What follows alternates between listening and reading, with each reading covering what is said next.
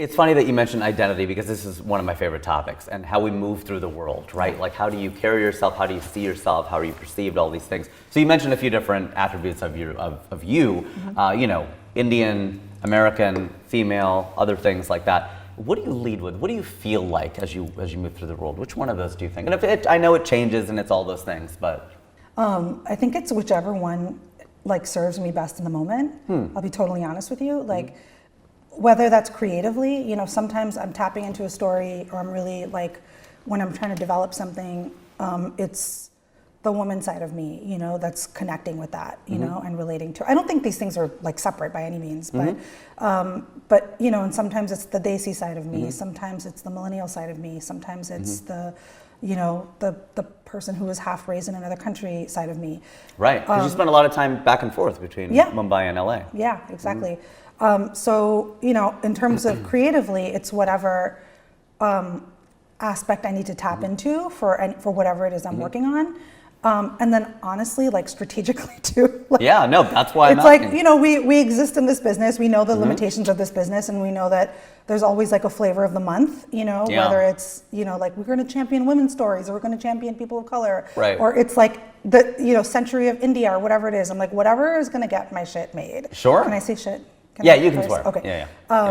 So, you know, I'm more than happy to leverage the different facets of my identity to make the best work that I can and to get what I want.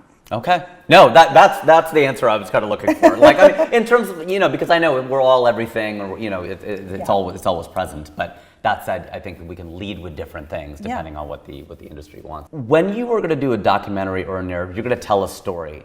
Does it suddenly dawn on you, oh, this should be a documentary or this should be told more narrative, or is it gradual, or do you have any sense of that, or like, do you just start with this? I know you're going to start with the story and whatever serves it better, but what determines that?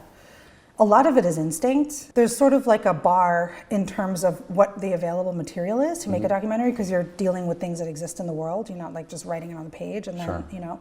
So I have to, if I'm going to pursue something as a documentary or in nonfiction, I have to make sure I have access to the people, and is there archive, and how am I going to piece together this story through like the things, the material that's available to me, and can I do it effectively? Sure. So sometimes that's like the first delineation is, you know, whether, like, do I have enough material to actually make this as a documentary, or should I explore this more as fiction? But the other thing is honestly, like, how much, like, what is it actually that I'm interested in the story? Is it a kernel of an idea, or is it immersing in that world? Because if it's a kernel of an idea, then usually I'll pursue it through fiction. Okay.